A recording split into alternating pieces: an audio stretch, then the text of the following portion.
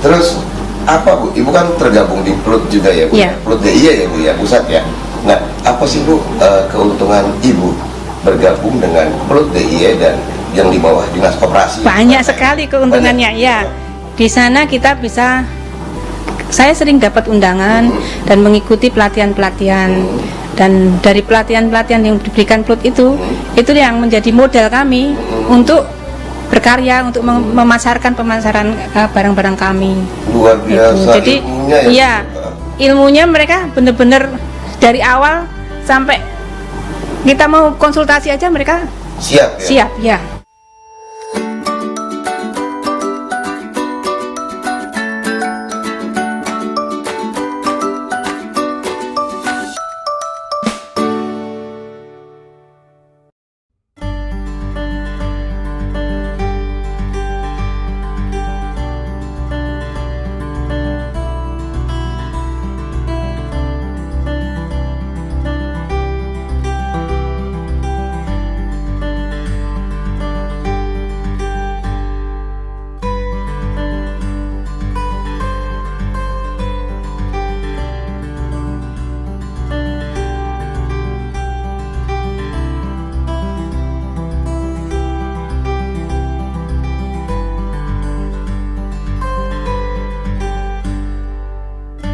Yo, WhatsApp yo, wadidaw kacau Gusti, jumpa lagi dengan saya Bayu Prakoso di Papi Bayu TV.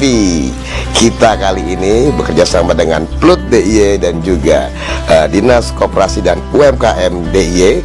Kita akan menggarap UMKM di Yogyakarta. Kali ini kita ada di Kampung Batik yang seluruh warganya hampir rata-rata pembatik di sini, di Kampung Ngadiwinatan. Kita akan ketemu sama Ibu Ai.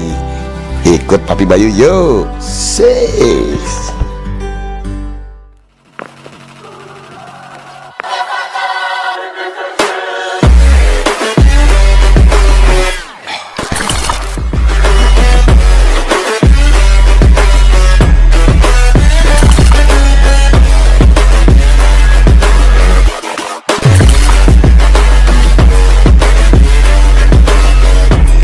Yuk, misi Ibu ikut Papi Bayu ya. Ini ya, halo Bu Ai, apa kabar? Nah, ini adalah Ibu Ai ya Bu ya. Saya Ai. Ini adalah orang yang bertanggung jawab di Kampung Batik sini ya Bu ya. Di mana Bu alamatnya Bu? Ngadiwinatan NG1 1241. Oke, Ya. Yogyakarta. Yogyakarta, ya. ya. Nah, pertanyaannya ya Bu ya, kenapa namanya batik kampung? Batik kampung itu sebenarnya dari kampung yang diharapkan mempunyai UMKM yang berproduksi di batik. Nah, kami ini satu kampung Ngadiwinatan, kampung batik, sebenarnya batik kampung. Nah, kampungnya itu NG-nya besar. Oke. Kampung Ngadiwinatan. Oh, Nah, gitu. jadi biar mudah mengingat bahwa di Kampung Ngadiwinatan itu banyak sekali pengrajin batik. Oh, jadi di sini semua rata-rata perajin batik Bu? Saat ini sekitar 12 orang. ya, 12 orang. Luar biasa. Itu makanya disebut namanya batik Batik kampung. kampung. Oke. Nah, sebelumnya Ibu, ini ibu-ibu di sini atau ya apa namanya pekerja batik di sini ya, itu apa sih pekerjaannya Bu? Ibu-ibu rumah tangga. Semuanya ibu rumah tangga yang kebetulan usianya sudah di atas 55 tahun ke atas. Hanya ada beberapa yang 43, saya 49, lainnya di atas itu. Nah, jangan dikira orang-orang yang berusia sedikit menua ini malah mereka sebenarnya produktif sekali. Betul. Iya, sampai saya harus ngoyak mereka, mau mereka apa? Karena mereka produktif banget. Oke, siap-siap. Nah, kalian membatiknya sendiri Bu, itu ekoprint ya? Ya. Nah, itu dapat dari mana Bu? Sebentar, ekoprint itu sebenarnya jelasin dulu, bukan batik. Oh, bukan batik. Kalau batik itu kan harus ada malamnya dan nyanting. Nah, kalau ini bukan batik. Oke. Nah, ini adalah memindah motif daun di atas kain dengan proses yang sangat alami, dengan pengukusan. Pengukusan. Iya. Oke. Nah, keahlian tersebut Bu, dapatnya dari mana sih Bu? Kami pada awalnya dapat pelatihan dari kelurahan. Nah, kami diundang untuk mengikuti pelatihan EcoPrint ini. Nah, setelah itu kami mengembangkan apa yang sudah diberikan itu kami kembangkan. Oke, Gitu. berarti pemerintah juga sudah turun ke sini ya, Iya. Bu, ya? Siap. Oke, kita bisa ke dalam ya Bu ya, Boleh. sambil lihat lagi ya Bu ya. Wah, ini lagi dijemur ya Bu, kainnya ya Bu ya. Ini barusan saja. Jadi Heeh. keluar dari pengukusan, Oke. terus ini diangin-anginkan. Oh, diangin-anginkan. Karena ini kan tidak bisa langsung kena sinar matahari. Ini yang baru dikukus tadi ya Bu? Iya. Siap. Nah, Iya. produknya Bu, apa aja sih yang diproduksi di sini Bu? Di batik kampung ini itu memproduksi selain EcoPrint, ada juga Shibori, ada batik tulis, Batik tulis juga? ada juga jemputan. Jemputan juga? Iya. Oke, itu dibentuk dalam baju semua atau kain atau Kami harus bisa semuanya. semuanya? Iya. Dari kain, bentuk kain ada, di bentuk baju juga ada. Kami juga ada desainernya, ada juga yang memproduksi. Kami berbagi tugas sih sebenarnya. Luar biasa, Iya. berarti udah profesional lah ya Bu ya? Belajar untuk profesional. siap. Oke Bu, proses pembuatannya Bu, dari awal itu gimana Bu? EcoPrint ini ya, Untuk Bu? khusus untuk EcoPrint, sebelum kita membuat EcoPrint, kita harus menyiapkan kainnya dulu. Kain dulu. Kainnya itu harus pakai proses ya. Untuk mempersiapkan kain itu kita harus dengan proses mordan. Mordan? Iya, mordan kain itu maksudnya untuk membuka pori-pori kain itu supaya motif itu nanti terserap dengan baik di kain Oke. tersebut. Setelah Nah, itu setelah kain mordan ini selesai, kita juga harus menyiapkan pewarna. warna. Nah, pewarnanya itu juga tidak hanya sekedar membuat pewarna alam, tapi ada trik-trik tersendiri supaya itu nanti awet, Awet, ya. tidak mudah pudar. Oke. Begitu. Itu macam-macam pewarna itu nanti kita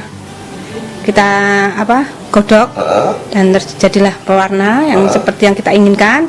Setelah itu kan kita EcoPrint itu ada beberapa macam teknik. Nah, ada yang basic itu cuma satu lembar kain saja tanpa warna. Itu namanya basic. Oh, berarti putih gitu aja ya Bu? Putih ya? aja, Oke. dasarnya putih.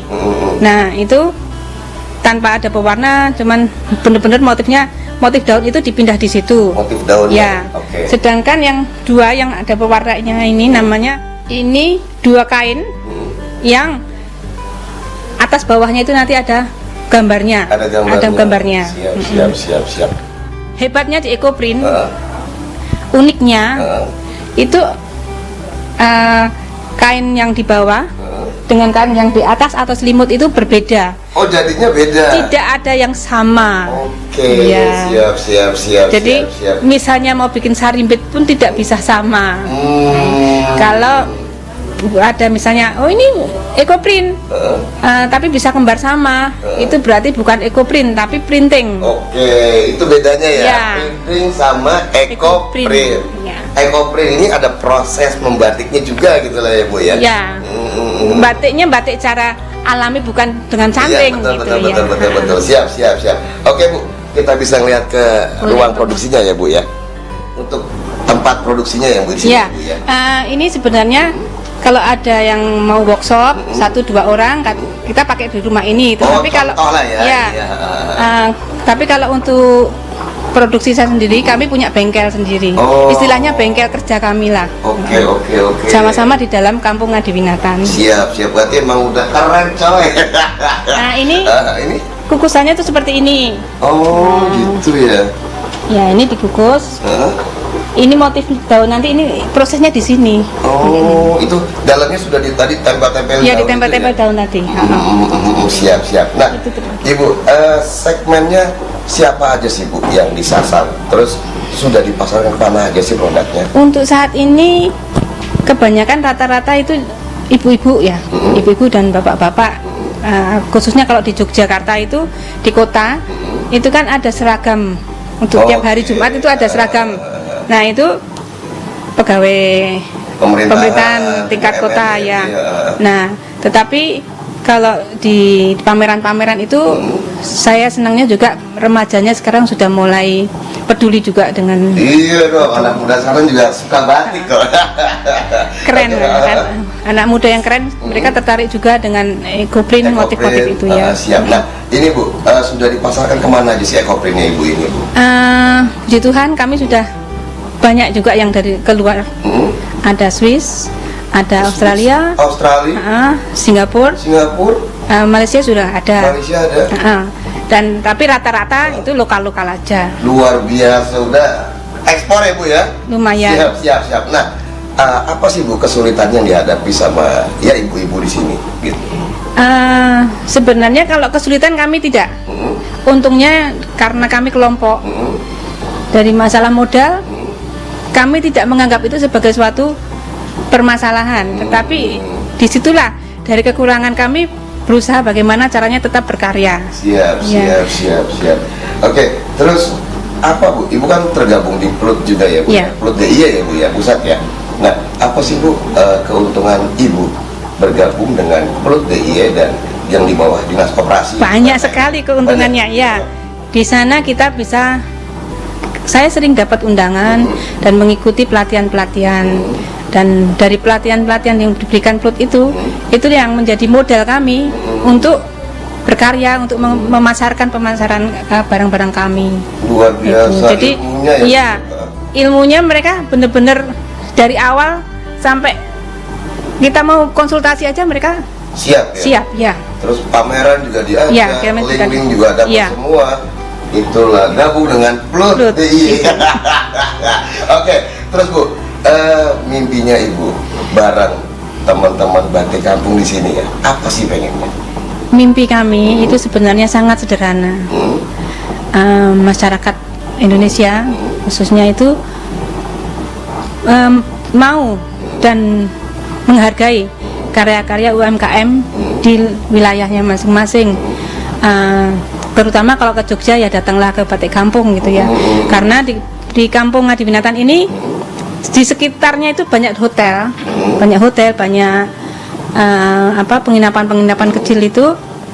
Tamu-tamunya jangan sampai kemana-mana, masuklah ke dalam kampung. Belanjanya di sini ya Bu. Selain ada bakpia, batik pun juga ada. Dan ini kami tidak menjual dengan mahal karena dengan batik tulis pun dengan angka harga 300 kita bisa.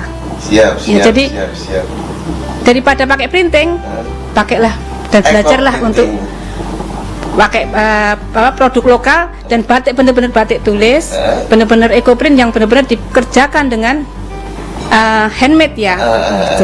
Gitu. Modelnya juga keren-keren loh. Oke, teman-temannya bisa dikumpulin Bu. Boleh. Apa ada yel-yel mungkin di sini?